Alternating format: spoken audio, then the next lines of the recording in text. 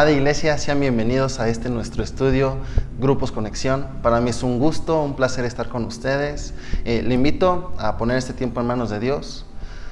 Señor Jesús, gracias te damos, amado, por este día. Gracias porque has sido tan bueno con nosotros. Padre, hoy ponemos este tiempo en tus manos. Te pedimos, por favor, que nos seas hablando a nuestro corazón, a nuestra alma, Dios, seas nutriéndola y llenándola de fuerzas, de favor y de entendimiento. Te pedimos nos reveles tu palabra para que podamos ponerla en práctica y así podamos ser, Dios, hacedores de tu palabra y no solamente oidores. En el nombre de Jesús, amén. Pues, amada Iglesia, bienvenidos.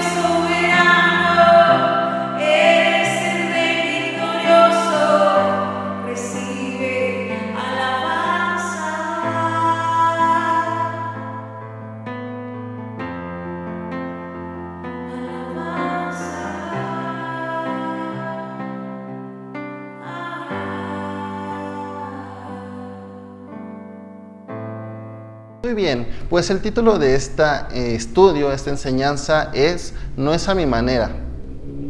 Estaremos leyendo y estudiando el libro de Jueces, capítulo 17 y 18.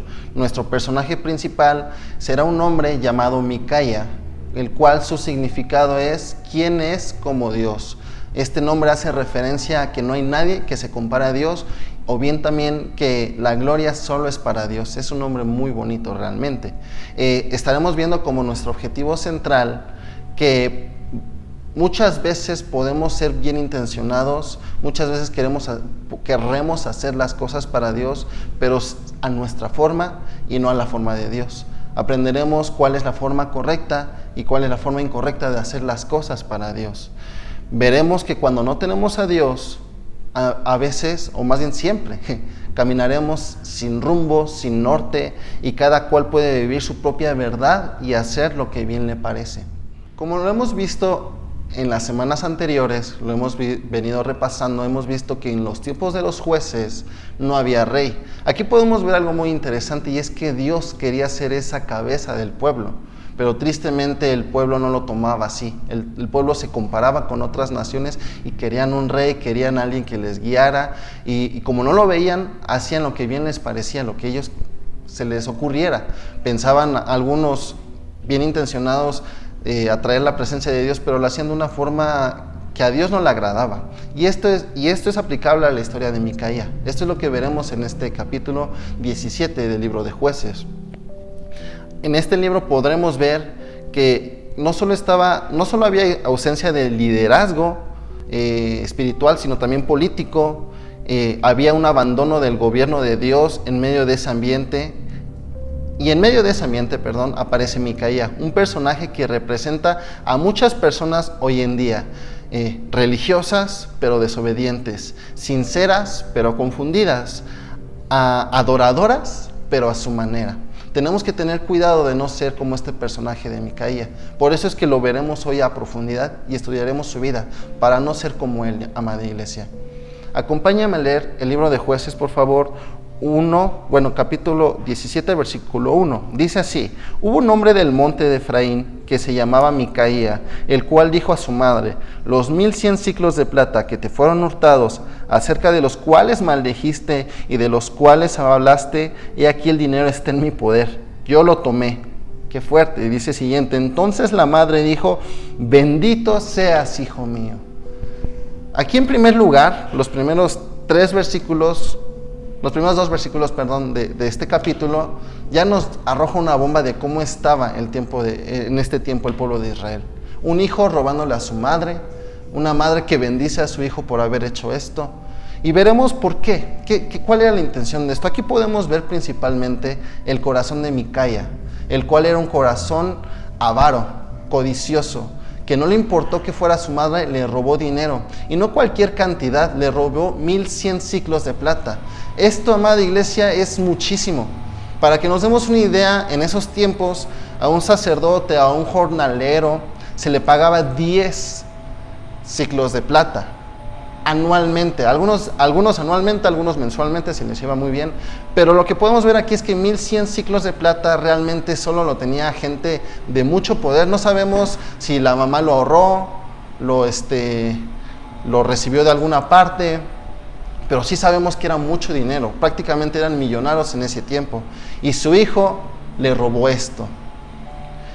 Ahora, quisiera que pongamos atención a lo que acabamos de leer aquí, porque la madre había maldecido a aquel que le hubiera robado el dinero. Ella no sabía que había sido su hijo, pero como lo hizo pública esa maldición, su hijo tuvo temor y le confesó a su madre. Y aquí podemos ver dos principios muy importantes, y es el poder de nuestra boca.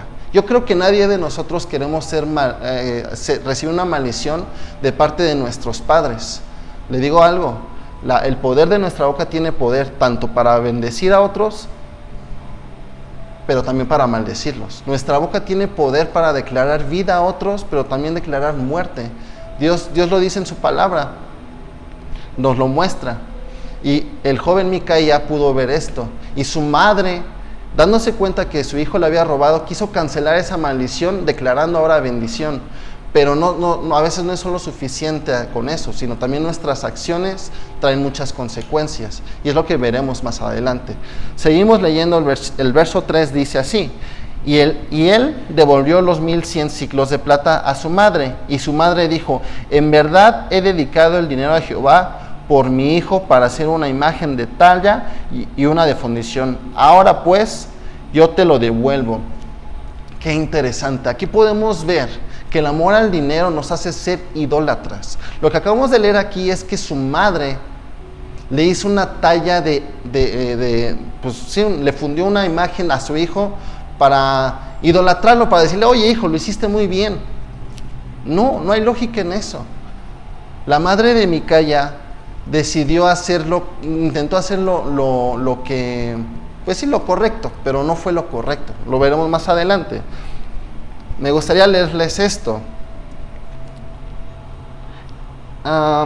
Si me acompaña, si tiene ahí su Biblia, 1 de Timoteo 6:10 dice esto: porque raíz de todos los males es el amor al dinero, el cual, codiciando algunos, se extraviaron de la fe y fueron traspasados de muchos dolores. Aquí confirma lo que yo les comentaba. El amor al dinero te puede volver un idólatra, ya sea de imágenes o de ti mismo. La madre decidió dar dinero a Jehová, lo acabamos de leer, para hacer una imagen de talla, luego de que su hijo le robó. Parece piadoso en primera instancia, pero en realidad están violando directamente los mandamientos de Dios, y ese es el segundo mandamiento. Recordarán, amada iglesia, de los 10 mandamientos, el segundo es: no harás ídolos, no harás imágenes de Dios, porque eso es una ofensa muy grande para Dios. Éxodo 24 nos dice esto: no te harás imagen ni ninguna semejanza. Este es un mandamiento, amada iglesia. En vez de arrepentimiento y obediencia, Micaía y su madre buscaron una espiritualidad fabricada, mezclando el nombre de Dios con prácticas paganas. Proverbios 14:12 nos dice esto: hay camino que al hombre le parece derecho, pero su fin es camino de muerte. Por eso, amada iglesia, es importante no seguir lo que yo creo, lo que a mí me parece bien, sino lo que la palabra nos dice, lo que escrito está. Amén. Le invito, acompáñenme a seguir leyendo el libro de Jueces, pero ahora empecemos con el versículo 4 del capítulo 17. Y dice así: mas él le devolvió el dinero a su madre, y tomó su madre 200 siclos de plata, y los dio al fundidor, quien hizo de ellos una imagen de talla y una de fundición, la cual fue puesta en la casa de Micaía. Y este hombre, Micaía, tuvo casa de dioses, e hizo efod, escuche bien, y terafines, y consagró a uno de sus hijos para que fuera un sacerdote. Qué fuerte también lo que acabamos de leer. Recordemos que Dios le había ordenado solamente a la tribu de Leví ser sacerdotes. Solo los descendientes de Leví podían ser ministros de Dios. Y aquí vemos un hombre descendiente de la tribu de Efraín consagrando a su hijo como sacerdote en su casa.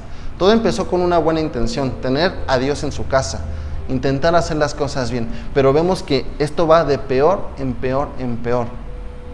Podemos ver que Micaía organizó su propio sistema religioso, se hizo una casa de dioses, un efod, terafines, y consagró a su hijo como sacerdote, aunque la ley lo prohibía totalmente. Números 3:10 nos dice esto: constituirás a Aarón y a sus hijos para que ejerzan su sacerdocio, y el extraño que se acerque morirá. Aquí estaba la instrucción que le acabo de comentar. Aquí vemos cómo se mezclan la ignorancia bíblica con buenas intenciones, lo que termina en idolatría. Una casa puede estar llena de símbolos religiosos, pero vacía de la presencia del Dios verdadero si no hay obediencia en ello. Y aquí me gustaría que vea a su alrededor, si está en su casa, o haga memoria ahí donde vive, si tiene alguna imagen, algo que no agrada a Dios. La Biblia es bien clara y nos muestra que las imágenes no le agradan a Dios. Tal vez para usted sea normal o haya crecido viendo una cruz con Jesús crucificado. Déjeme decirle que eso es una ofensa. También, no sé si en su casa, me voy a ir enlistando ahí para que usted vea, podamos ver juntos cuáles son imágenes que no agradan a Dios. Otra puede ser figuras de ángeles. Si tiene ángeles en su puerta que simbolizan protección, ¿acaso Dios no es suficiente protección para nosotros? Yo creo que sí lo es. Esa es una imagen que también ofende a Dios. Imágenes con estampas religiosas, ya sea santos, cristos, algún nombre que a usted le inspire a seguir a Dios. Déjeme decirle algo. Primera de Timoteo 2:5 nos dice: un solo mediador entre Dios y los hombres, Jesucristo hombre. No hay ningún santo, no hay ningún hombre que nos pueda acercar a Dios. La Biblia nos dice que Jesús es el camino, la verdad y la vida, el único camino. Otra imagen puede ser ranas, elefantes, búhos o símbolos de prosperidad. Esto hace ilusión a las tradiciones de Asia, al Feng Shui, donde se cree que atraen energía o el dinero. Levítico 19:31 nos dice: no os volváis a los encantadores ni a los adivinos. También una imagen puede ser manos de Fátima, ojos turcos, cuarzos, esto que simboliza todo, que alejar las malas energías, las envidias. Todo eso también no agrada a Dios. Portar pulseras que no agraden a Dios también es malo, amada iglesia. Altares familiares con veladoras, fotos, ofrendas. Se da mucho en la tradición mexicana, sobre todo, que se cree que todavía puedes hablar con esa persona que ya partió con Dios, con un altar como símbolo. Es bueno honrar a los que ya no están con nosotros, pero no confundamos eso con hablar con los muertos, porque eso también es espiritismo y eso no agrada a Dios. Imágenes del niño Dios vestido, sentado en tronos, se da en diciembre, ¿no? Más que nada cuando se viste al niño Dios. Esa es una imagen también, amada iglesia. Rosarios colgados en el retrovisor del carro, en la casa, no son protección espiritual. Isaías 42:8 dice: mi gloria no la daré a otro, ni mi alabanza a las esculturas. Estatuas decorativas con raíces paganas pueden ser budas, calaveras, gnomos, elfos. Todas esas cosas tampoco son buenas ni agradables a los ojos de Dios. Muchas veces por tradición, moda o ignorancia tenemos objetos que parecen inocentes, pero abren puertas espirituales incorrectas. Dios no comparte su gloria con nada ni nadie. Es tiempo, amada iglesia, que no solo dejemos que Dios, el Espíritu Santo, limpie nuestro corazón, sino también limpiar nuestro entorno de cualquier imagen que no agrada a Dios. Más adelante podemos leer en el versículo 6 lo siguiente: en aquellos días no había rey en Israel, cada uno hacía lo que bien le parecía.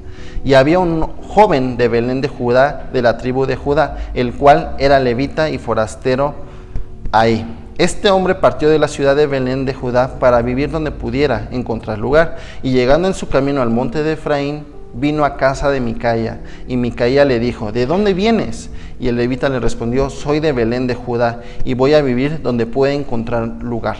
Entonces Micaía le dijo: quédate en mi casa, y serás para mí padre y sacerdote. Yo te daré 10 siclos de plata por año, vestidos y comida. Y el levita se quedó. Agradó pues al levita morar con aquel hombre, y fue para él como uno de sus hijos. Y Micaía consagró al levita, y a aquel joven le servía como sacerdote, y permaneció en casa de Micaía.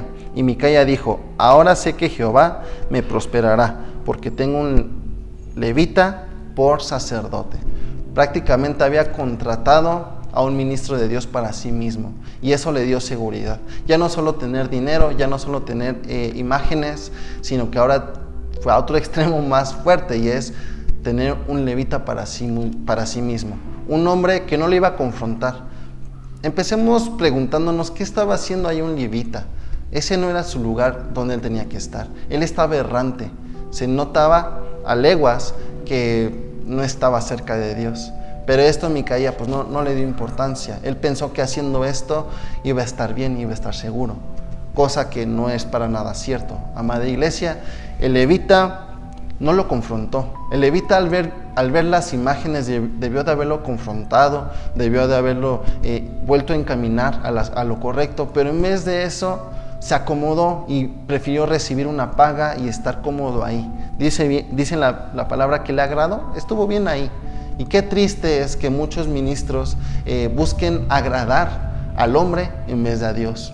Aquí me gustaría que identifiquemos lo que es un buen ministro de Dios, un buen líder, a quién sí debemos de escuchar, amada iglesia, quién sí viene de parte de Dios y quién no viene de parte de Dios. Me gustaría enumerar algunos ejemplos.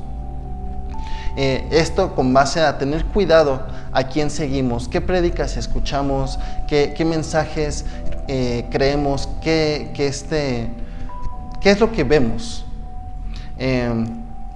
y incentivarlos a cada uno de ustedes a tener cuidado de algún TikToker, algún predicador famoso, solo seguirlo por esa fama. Como primer punto, un buen líder guía con el ejemplo, es íntegro en lo que dice y hace. Un buen líder depende de la palabra de Dios, su fuente es la palabra de Dios, su guía es lo que escrito está, no lo que a él se le ocurre, no lo que él piensa que es correcto, no, es la palabra de Dios está en su corazón. Un buen líder sirve con humildad, no busca el reconocimiento, sino que al contrario le da la gloria a Dios y reconoce que toda gloria es para Dios. Un buen líder busca unidad y edificación del cuerpo. Estos son solo algunos ejemplos de lo que puede ser un buen líder. Si usted ha sido llamado a ser un ministro, un líder en la casa de Dios, o está en busca de alguien que le mentoree, le invito a que vea estos puntos.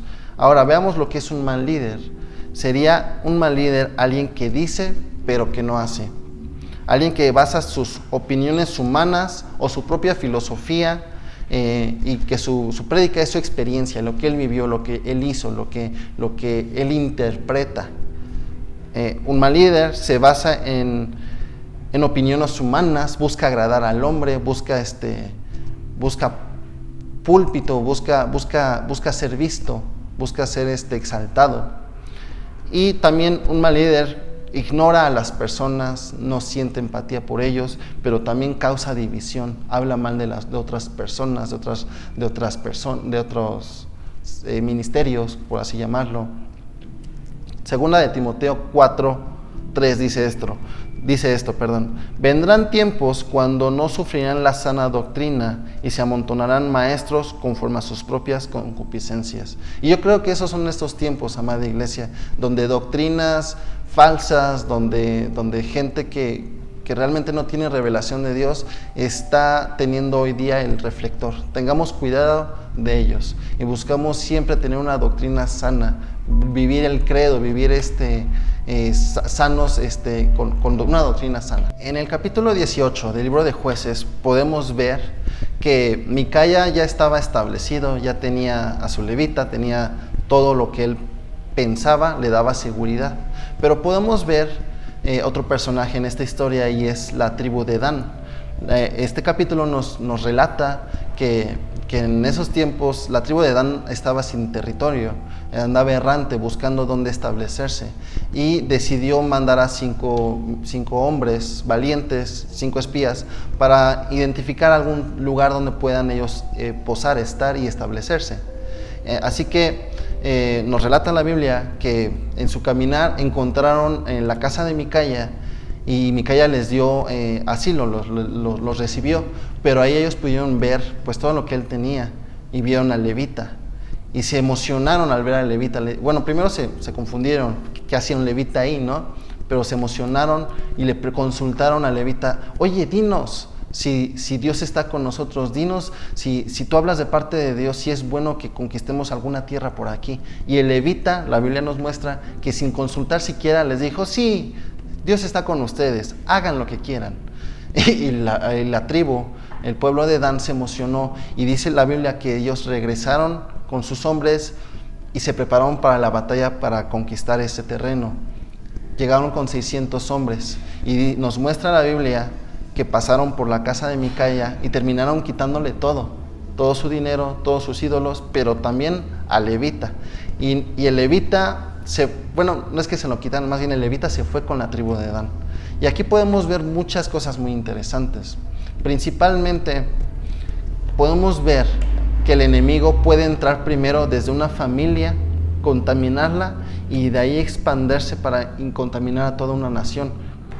El enemigo, la idolatría de Micaya, no solo afectó a Micaya y a su familia, sino también a toda una tribu, la tribu de Dan, porque se llevaron todas las imágenes.